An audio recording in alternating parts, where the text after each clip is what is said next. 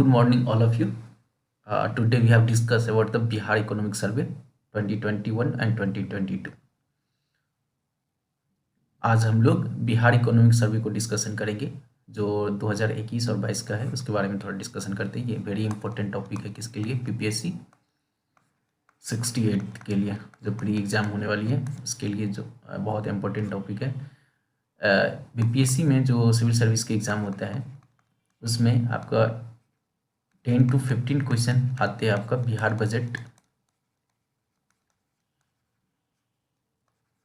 Budget और economic survey से,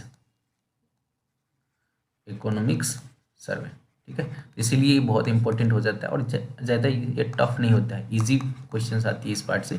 आपको बस डेटा थोड़ा याद रखना पड़ेगा, जितनी भी डेटाज होती है उसमें थोड़ा याद रखनी रहती है और इजीली ये क्वेश्चन आपसे बन जाएगा, ठीक है। तो जो देखिए, इससे एक चीज़ यहाँ पे समझ लेते हैं, इकोनॉमिक सर्वे और बजट में क्या डिफरेंस है। बजट देखिएगा, बजट में लिखा रहता है 2022 टू 2023, ठीक है। जबकि इकोनॉमिक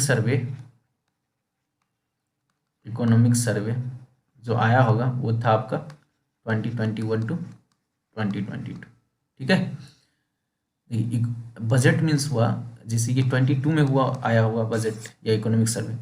बजट मीन्स होता है कि इससे नेक्स्ट ईयर, मतलब 2022 से लेके 2023 31 मार्च, ठीक है, मार्च से लेके 1 मार्च 2023 तक, ये एक साल का हम लोग एस्टिमेट करते हैं या प्रिडिक्ट करते हैं कि हमारे स्टेट में क्या क्या खर्च होगा, कितना इनकम होगा, कितना एक्सपेंडिचर है और कौन से सेक्टर में कितना खर्च कर रहे हैं, कितने जॉब क्रिएट कर रहे हैं ना, ये लेखा जोखा होता है, वो होता है आपका बजट। जो इकोनॉमिक सर्वे होता है जो प्रीवियस ईयर, दैट मीन्स हुआ 20 से लेके 2021, पूरे एक साल चला। दैट मीन्स हुआ कि 1 मार्च 2021 से 1 मार्च 2022 तक का जो एक साल का लेखा जोखा है कि प्रीवियस एक ईयर्स में हमने कितने खर्च किया, किस सेक्टर में कितने खर्च किया, कितने जॉब क्रिएशन हुआ, कितना इनकम हुआ स्टेट का, कितना ग्रो कर रहा है ना, ये सब डिस्कशन होता है। वो रहता है आपका इकोनॉमिक सर्वे। इकोनॉमिक सर्वे होता है आपका रियल डेटा,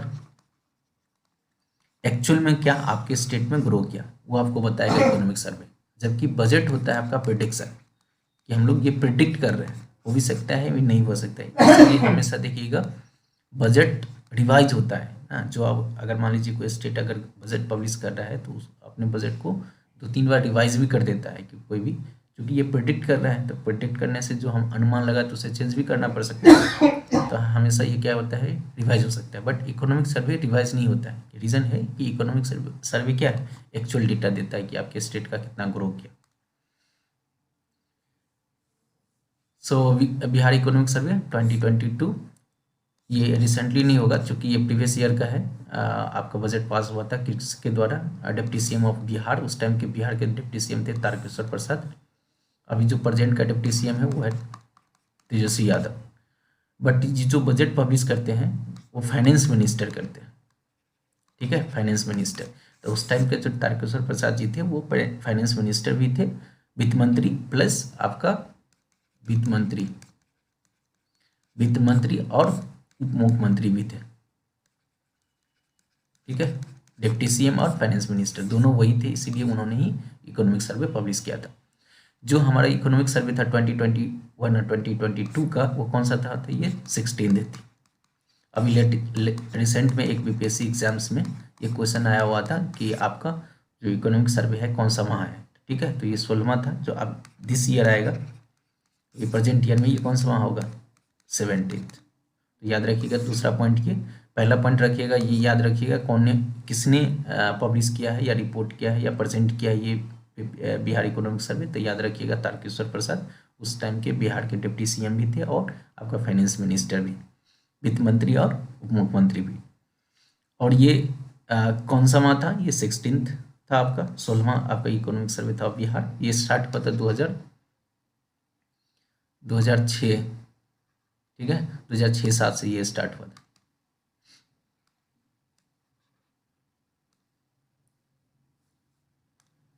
ठीक है। और ये कहाँ पे प्रेजेंट करते हैं, ये आपका विधानसभा में। कहाँ करते हैं, विधानसभा।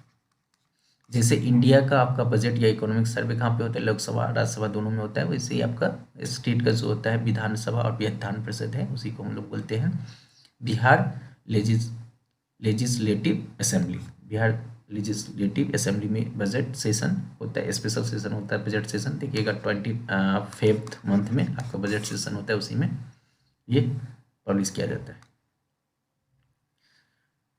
इसका जो इम्पोर्टेंट पॉइंट है, जो आपका इकोनॉमिक सर्वे ऑफ बिहार का, उसमें से कुछ हाईलाइट पॉइंट है जहाँ से क्वेश्चन आता है जनरली। इसमें फर्स्ट पॉइंट है आपका, देखिए कह रहे according to economic survey of Bihar GSDP gross state domestic product growth rate by 2.5% in 2021.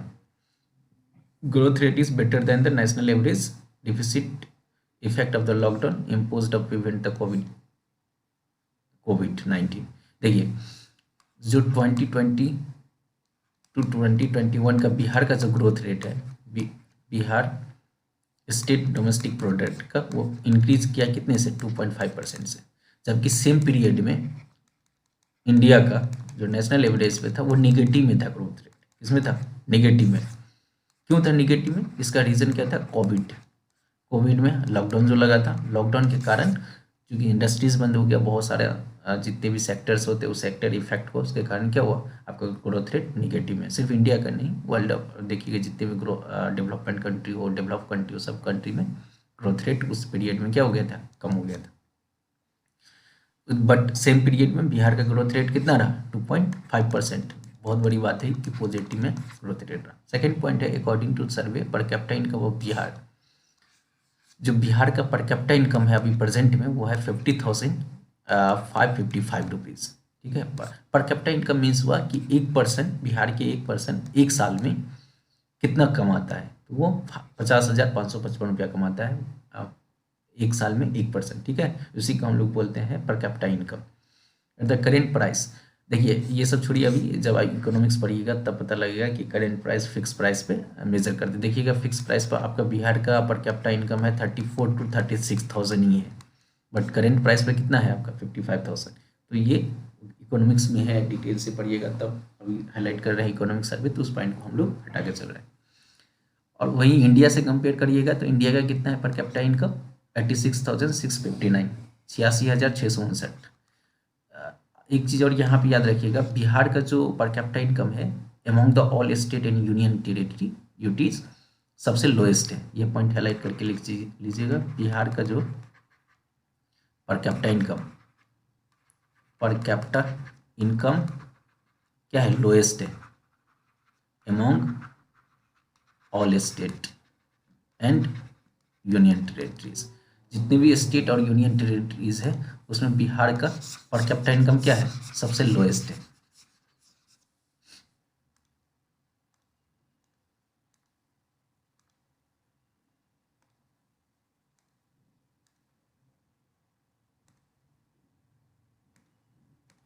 ठीक है, during the 5 years 2016 to 70 to 2020-21 Bihar growth at highest rate of 2.3% in primary sectors, 4.8 the secondary sector, 8.5% in tertiary sector।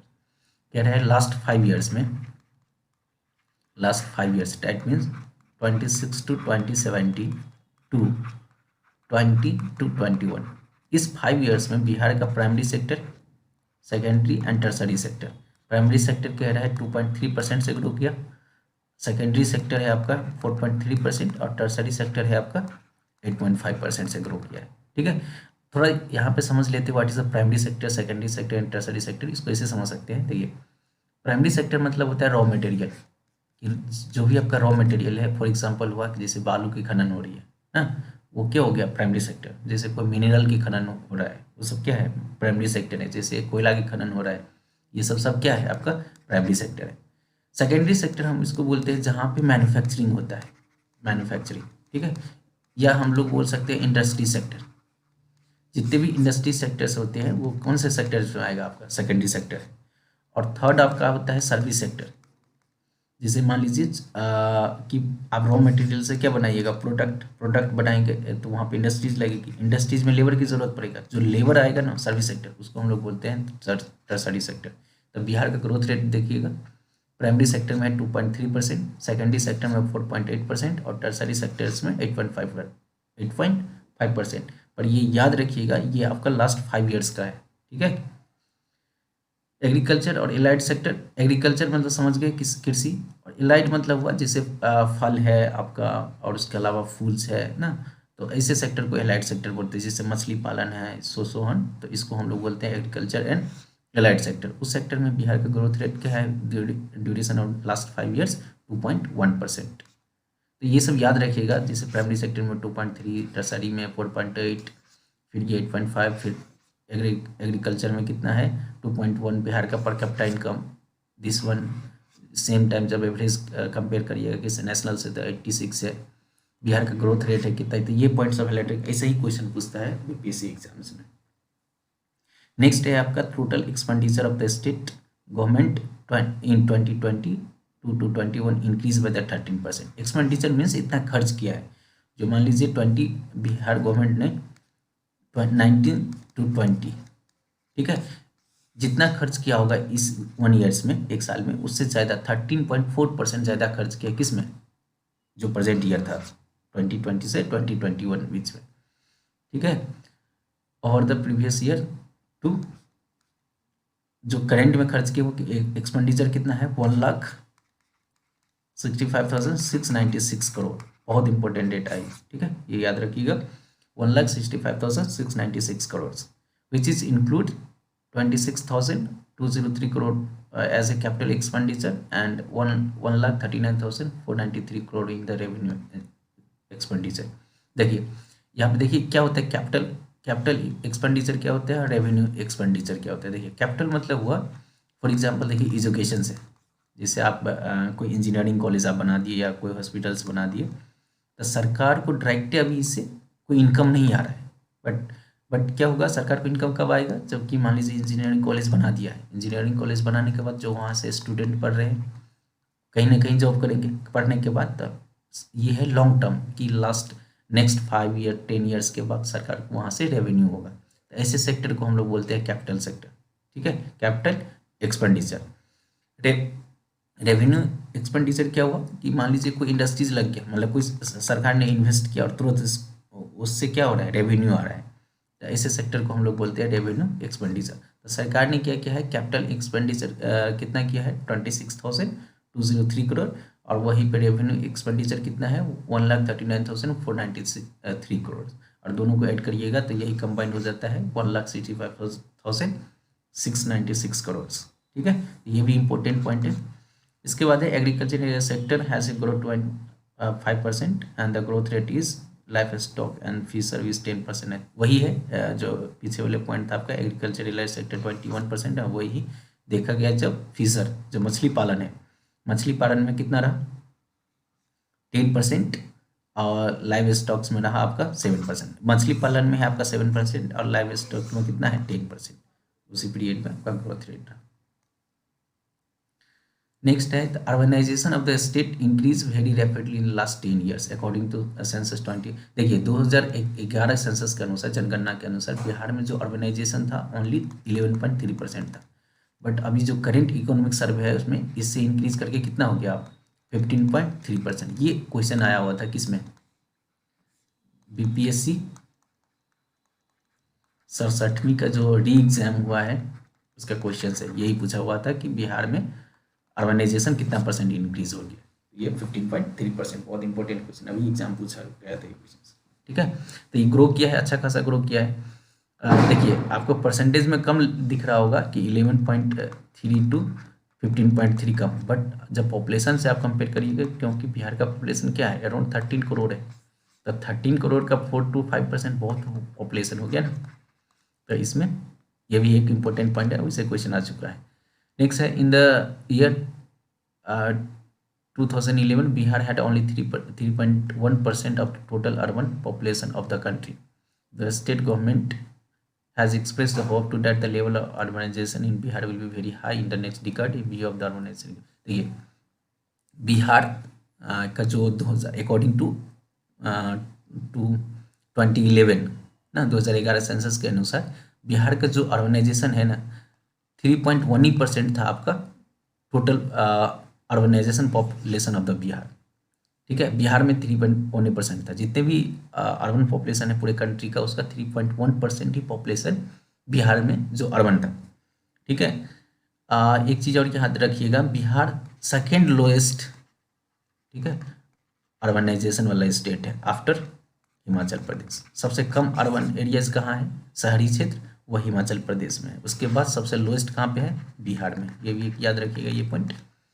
तब बिहार देखिए, जैसे यहाँ पे क्या हुआ है 2011 से लेकर 2020 तक में एक 11.3 से 15.3% ग्रो किया है। तो सरकार ये सोच रही है कि अगले साल नेक्स्ट 10 ईयर्स जो 2021 से 30 के बीच में कि बिहार में रैपिडली ग्रो करेगा शहरीकरण। ठीक है, उस पर काम भी कर रहे हैं, बहुत सारा सिटी में डेवलप हो रहा है, बहुत सारा स्कीम्स आ रही है ना, तो उससे क्या होगा हमारे यहाँ बिहार में शहरीकरण ज़्यादा होगा। Like the economic disparity among the districts of Bihar, survey has been also pointed out the great disparity urbanization. Patna district is highest. देखिए जैसे बिहार में कितने डिस्ट्रिक्ट्स हैं, 38 डिस्ट्रिक्ट्स। तो इकोनॉमिक सर्वे में हर एक डिस्ट्रिक्ट्स का भी सर्वे होता है, क्लासीफाई करते हैं हम लोग हर एक डिस्ट्रिक्ट्स में कितने कौन से डिस्ट्रिक्ट में कितने शहरीकरण है, अर्बनाइजेशन है, कितने इनकम्स कितना है हर एक डिस्ट्रिक्ट्स का। तो देखा गया है कि पटना डिस्ट्रिक्ट्स में सबसे ज़्यादा क्या है, शहरीकरण है। कितने परसेंट है, 44.3%। डैट मीन्स पटना का जितने भी पॉपुलेशन है उसका 44.3% पॉपुलेशन क्या है, शहर में रहते हैं। सेकेंड पोजीशन पे है आपका मुंगेर 23.8 और थर्ड पे है Nalanda 26.2% among all the more than 25%। मतलब 25% से ज़्यादा जितने भी शहरीकरण वाला जो डिस्ट्रिक्ट्स है उसमें 3 डिस्ट्रिक्ट्स है, उसमें एक है पटना, दूसरा है मुंगेर, थर्ड है नालंदा। ठीक है, पटना में है आपका 44.3%, मुंगेर में है 28.3 और नालंदा में है 26.2%। यही 3 डिस्ट्रिक्ट है जहाँ पे बिहार में शहरीकरण 25% से ज़्यादा है। बाकी सब डिस्ट्रिक्ट्स में आउट ऑफ 35 मंथ्स देखिए out of 38 districts only 3 districts having population more than 25% in urban population. और इसके बाद जितने भी 35 कितना 35 डिस्ट्रिक्ट्स बचा उसमें क्या है, शहरीकरण बहुत कम है, 25% से भी कम है। इसके बाद है ये हो गया शहरीकरण डिस्ट्रिक्ट्स वाइज शहरीकरण कैसा है। नेक्स्ट है इसका शहरी डिस्ट्रिक्ट्स वाइज पर कैपिटा इनकम। जैसे बिहार का पर कैपिटा इनकम कितना था 50,005, वैसे ही अब हम लोग कंपेयर करेंगे हर एक 38 डिस्ट्रिक्ट्स का पर कैपिटा इनकम कैसे है। देखिए क्या रहा है, पर कैपिटा इनकम सबसे ज़्यादा है पटना का। ठीक है, पटना डिस्ट्रिक्ट का क्या है पर कैपिटा इनकम हाईएस्ट 1,31,000। ठीक है, 1,31,000 पटना का जो पर कैपिटा इनकम है 1,31,000 अराउंड है। सेकेंड प्लेस पे है बेगूसराय, ठीक है, एंड जिसका है 51,000 एंड थर्ड टर्म पे है आपका मुंगेर 44,000। इस तरह से भागलपुर है, रोहतास है, मुंगेर, मुजफ्फरपुर है, औरंगाबाद है, गया है, भोजपुर है, वैशाली है। ठीक है, और यहाँ पे याद रखिएगा जो लोएस्ट पर कैपिटा इनकम है वो शिवहर यहाँ दिया हुआ है, शिवहर का है। ठीक है, हाईएस्ट पर कैपिटा इनकम किसका है, पटना का, और लोएस्ट पर कैपिटा इनकम किसका है, ये देखिए। क्वेश्चन कैसे आता है बीपीएससी में, आपसे पूछा जाएगा कि 3 डिस्ट्रिक्ट का नाम दे दिया, जैसे पटना, मुंगेर, नालंदा। आपको बोलेंगे कि इंक्रीजिंग ऑर्डर या डिक्रीजिंग ऑर्डर में आपको सजाना है कि पर कैपिटा इनकम किसका ज़्यादा है। तो याद रखिएगा यहाँ से 2 पॉइंट कि पटना का हाईएस्ट है, कितना है 1,31,000 अराउंड है इतना, और लोएस्ट किसका है, शिवहर का है, कितना है 19,600। तो इसका कंपेयर करिएगा तो जो लोएस्ट पर कैपिटा इनकम है शिवहर का उससे 7 गुना ज़्यादा है किसका, पटना का। तो ये भी एक इम्पोर्टेंट क्वेश्चन आता है जो बीपीएससी में लेटेस्ट में भी पूछा है। ठीक है।